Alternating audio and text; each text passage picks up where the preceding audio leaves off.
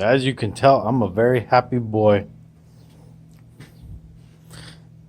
72-inch belt grinder made from scratch, with the exception of the pulleys and the platten rest.